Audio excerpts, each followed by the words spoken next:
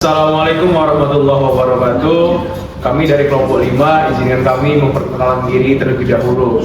Saya Rifki Adriansyah. Saya Mikael Jubua. Dan saya Abdul. Saya Abdul Hanif sebagai moderator.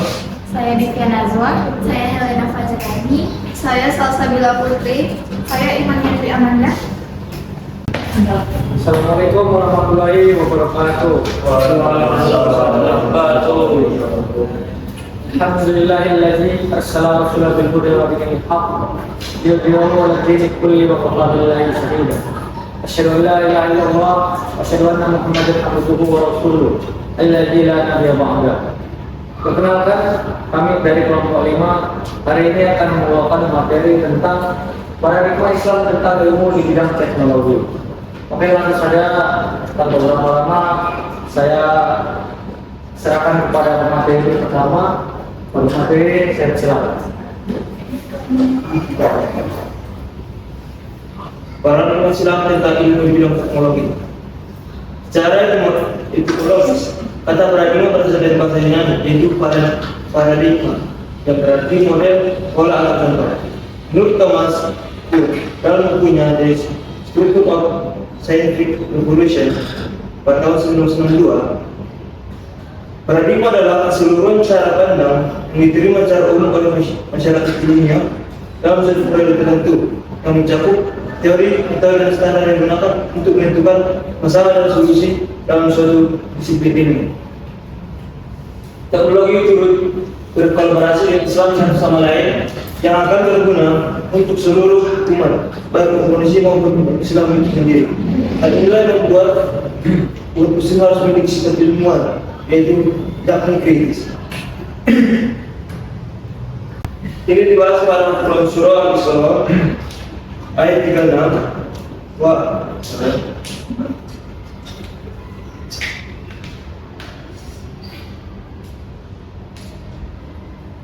A'udzu billahi minasyaitonir rajim. Bismillahirrahmanirrahim. Wa la taqfu ma laysa laka bihi 'ilm. Inna as-sam'a wal basara wal fu'ada kullu ulaika kana anhu mas'ula.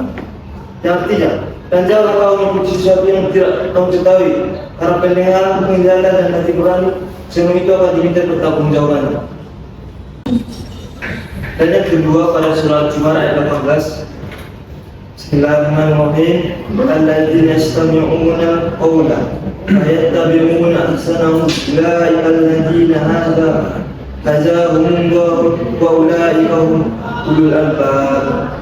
Artinya, mereka yang mendengarkan perkataan lalu mengikuti apa yang paling baik di antaranya. Mereka itulah orang-orang yang telah diberi petunjuk oleh Allah, dan mereka itulah ulul albab, orang-orang yang mempunyai akal sehat.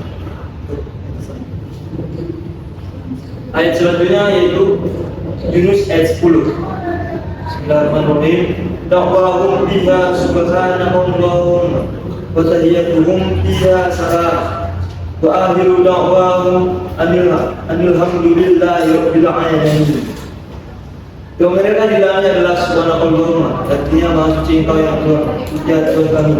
Kehormatan mereka di dalamnya adalah ucapan salam. Sebelum menutup mereka dalam alhamdulillahi rabbil alamin, artinya segala puji bagi Allah Subhanahu wa taala.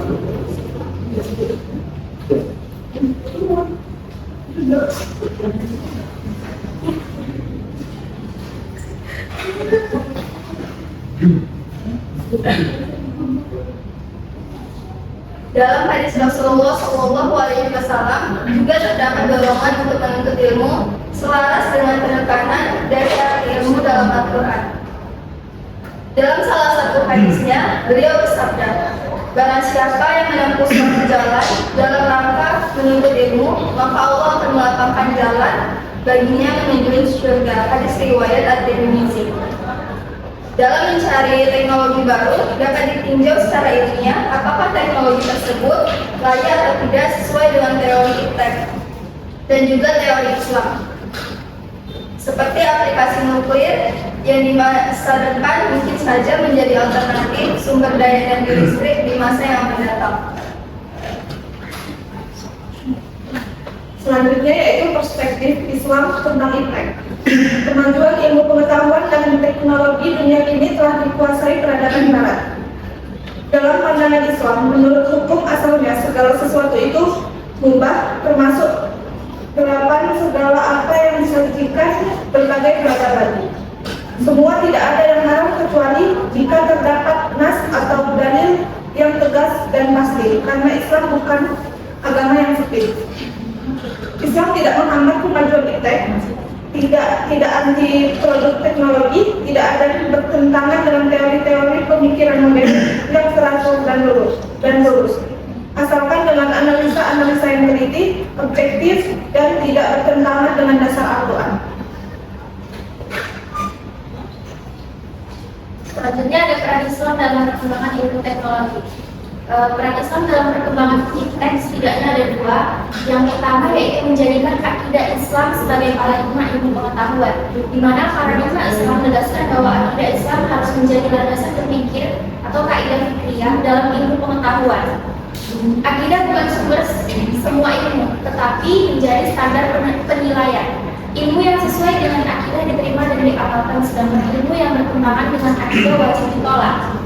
Yang kedua, menjadikan syariah Islam atau yang lahir dari akidah Islam sebagai standar bagi pemanfaatan iptek dalam kehidupan sehari-hari. Standar syariah ini mengatur bahwa boleh tidaknya pemanfaatan iptek didasarkan pada ketentuan halal ataupun haram atau hukum-hukum syariah Islam. Jika dihalalkan, iptek boleh digunakan, dan jika diharamkan, tidak boleh digunakan meskipun memberikan manfaat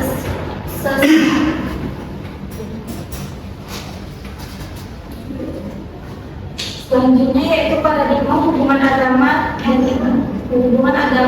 ke iptek. Secara garis besar berdasarkan sejarah ideologi yang mendasari hubungan keduanya terdapat tiga jenis paradigma.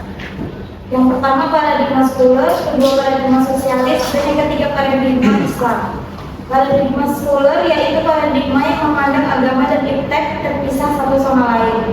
Agama tidak dinafikan eksistensinya, tapi hanya dibatasi perannya dalam hubungan pribadi manusia dengan Tuhannya.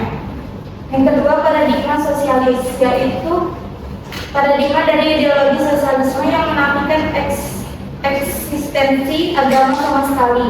Dalam paradigma sekuler, agama berfungsi secara sekularistik, yaitu tidak dinafikan keberadaannya, tapi hanya dibatasi perannya dalam hubungan vertikal manusia Tuhan. Yang ketiga yaitu paradigma Islam, paradigma yang memandang bahwa agama adalah dasar dan pengatur kehidupan. Akidah Islam yang bersumber dari Al-Quran dan hadis menjadi landasan utama kaidah fikriyah dalam agama seluruh pemikiran dan ilmu pengetahuan. Baru selanjutnya itu ada akidah Islam sebagai dasar iptek. Akidah Islam harus menjadi dasar dalam pengembangan ilmu teknologi di kalangan umat Islam. Bukan seperti paradigma sekuler yang menganggap iptek dan agama itu terpisah satu sama lain. Yang dimana paradigma Islam menuntut agar iptek itu selaras dengan Al-Quran dan hadis. Oleh karena itu umat Islam harus melakukan perubahan mendasar yang merubah paradigma sekuler dan paradigma Islam untuk bisa membangun ilmu pengetahuan yang lebih baik ke depannya. Yang terakhir, syariat Islam standar pemanfaatan iptek. Syariat Islam harus menjadi standar dalam pemanfaatan iptek. Artinya, penggunaan iptek wajib sesuai dengan hukum halal dan haram yang diterapkan oleh syariat. Iptek hanya boleh dimanfaatkan jika tidak bertentangan dengan ketentuan Allah dan Rasulnya, sebagaimana ditegaskan dalam Surat Al-A'raf ayat 3. Ikutilah apa yang diturunkan kepadamu dari Tuhan, dan janganlah kamu mengikuti pemimpin-pemimpin selainnya. Amat sedikitlah kamu mengambil pelajaran, maksudnya pemimpin-pemimpin yang membawamu kepada kesesatan. Kesimpulannya itu paradigma Islam mengenai bidang teknologi menekankan bahwa pengetahuan dan teknologi harus dikembangkan dalam wilayah keimanan dan ketakwaan kepada Allah. Islam tidak menolak kemajuan teknologi, melainkan mengarahkan agar penggunanya tetap sesuai dengan nilai-nilai etis dan moral Islam. Kemudian teknologi merupakan amanah dari Allah yang harus digunakan untuk kemaslahatan umat, bukan untuk merusak atau menimbulkan kehancuran. Dengan menjadikan Al-Quran dan hadis sebagai sumber inspirasi bagi umat Islam dapat berkontribusi secara aktif dalam pengembangan teknologi yang beretika dan bermanfaat luas. Sekian saja presentasi kami hari ini. Semoga bermanfaat bagi yang melihatnya. Assalamualaikum warahmatullahi wabarakatuh. Waalaikumsalam warahmatullahi wabarakatuh. Kita nggak pernah tuh. Iya, pengenalan. Ini dulu di sini. Ada mati ini. Bedanya Nah, nanti ada kenalan. Tadi nggak sekalian.